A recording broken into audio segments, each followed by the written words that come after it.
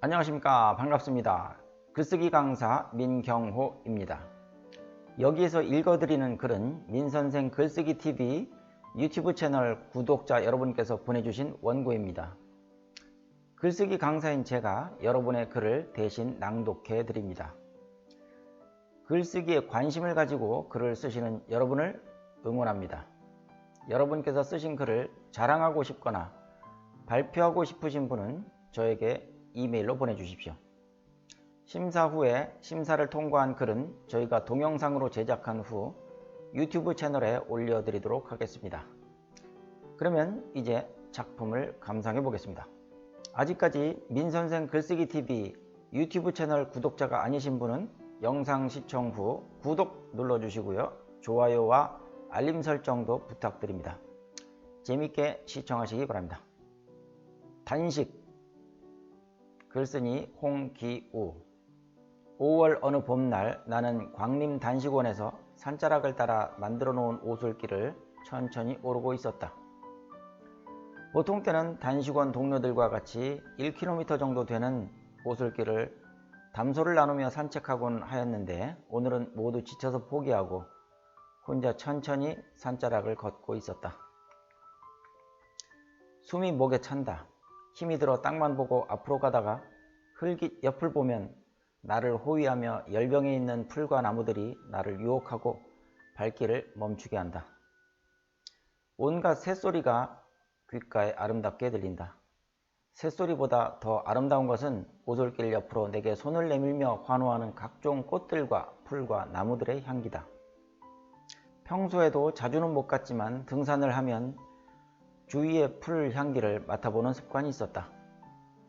단식을 시작하고 열흘쯤 된 이 즈음 코의 후각이 극도로 예민해져서 모든 식물에는 고유하고 독특한 향기가 있다는 것을 확실하게 알게 되어 무척이나 기쁘다. 이름도 모르는 잡초에도 특유한 향기가 있다는 사실을 너무나 확실히 알게 된 계기가 단식이라니. 자연의 이치는 오묘하다. 이름 모르는 꽃은 꽃대로, 풀은 풀대로 서로 다른 향기를 지니고 있구나. 세상의 인간이나 모든 창조물은 같은 것이 하나도 없다. 공산품같이 기계로 찍어 만든 것이 아니면 모두가 각각의 형상과 개성과 향기가 다르다. 김형, 오후엔 맛있는 갈비 먹으러 갑시다. 내가 운전하고 가서 한턱 낼 테니 배불리 많이 드세요. 어디로 갈까요? 포천의 이동갈비 어때요? 좋지요.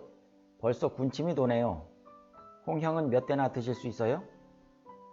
난 고기라면 사족을 못 쓰는 사람이라 이 빈배를 다 채우려면 갈비 10대는 먹어야 될 것 같군요. 하하하. 우리는 빈배를 움켜쥐고 한바탕 신나게 웃었다. 차는 어느덧 포천을 향하고 있었다.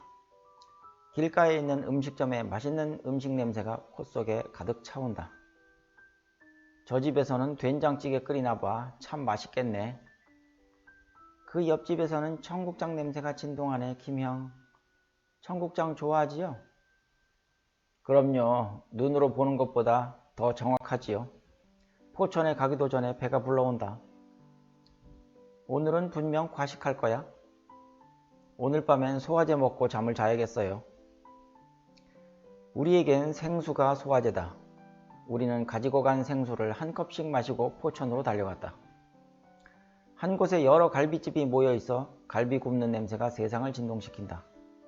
음식에 굶주려 있는 우리 위장속은 먹고 싶은 욕망으로 일대 전쟁터로 변했다. 김형 많이 드세요. 난 벌써 배가 불러오네요. 우리는 차를 타고 주위를 한 바퀴 돌면서 갈비 냄새를 마음껏 마시고 돌아왔다.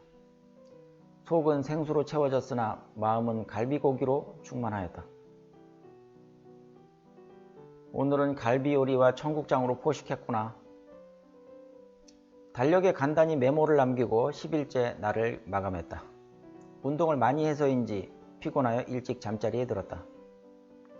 11일째 날에 아내가 다녀갔다. 살 빠진 창백한 모습을 보고 안쓰러웠던 모양이다.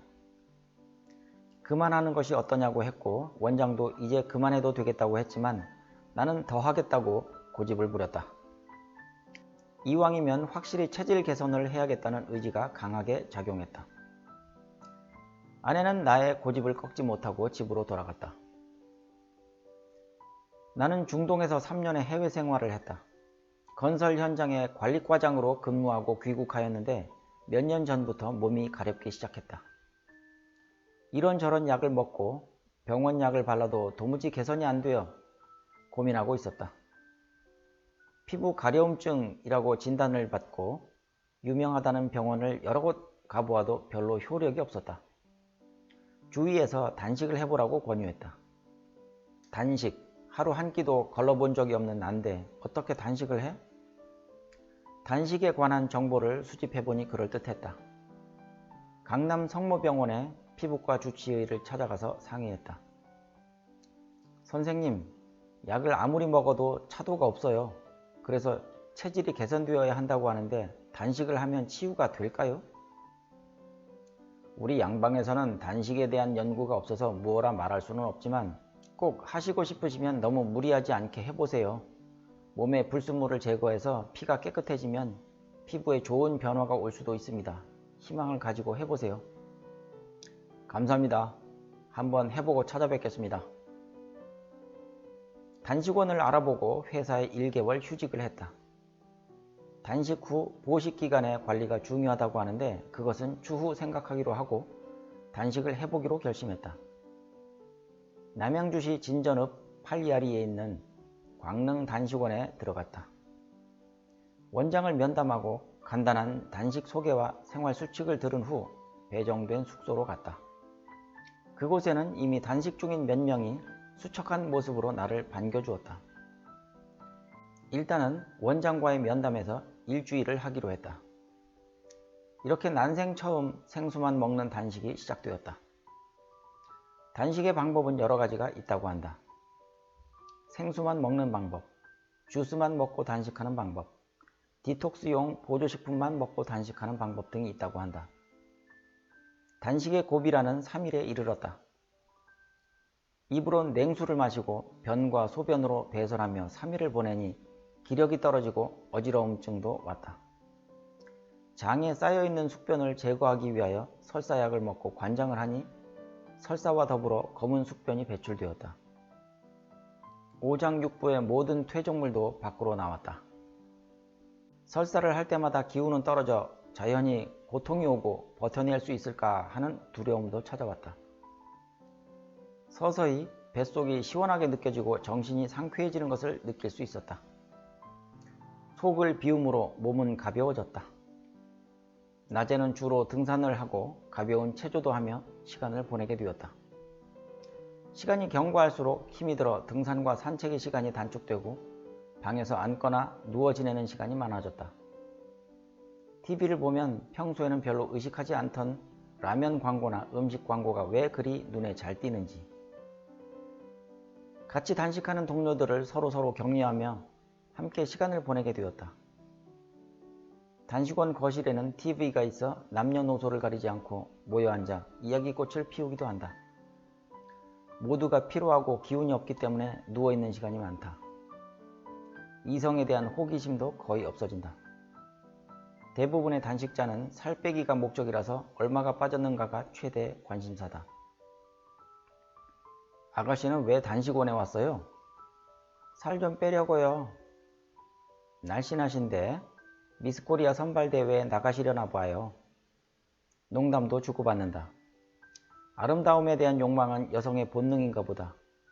보기에는 적당한 몸매인데 더 날씬해지고 싶은 욕망이 끝이 없다. 어젯밤에 그 젊고 뚱뚱한 청년이 외출해서 돌아오지 않았어요. 나는 그동안 원장과 선배 단식자들에게서 들은 대로 판단해본다.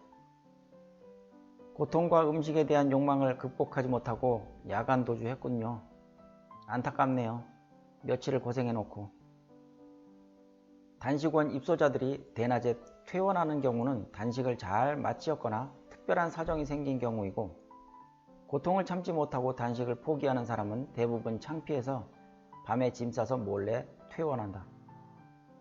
다음날 저녁이 되어서 그 젊고 뚱뚱한 청년이 슬그머니 들어왔다. 이야기인즉 친구를 잠깐 만날 일이 있어 서울에 나가는데 친구가 맥주 한 잔을 권하며 통닭은 조금만 먹으라고 하였는데 먹다 보니 통닭 한 마리를 다 먹었다는 것이다. 조금 후 복통이 나서 응급실에 신세를 지고 퇴원하여 단식을 포기하기로 하고 짐을 찾으러 왔다는 것이다. 이런저런 사유로 단식을 온전히 마치기가 그리 쉽지 않은 모양이다. 또 열흘 일하는 시간이 흘러 몸무게가 13kg이나 빠졌다.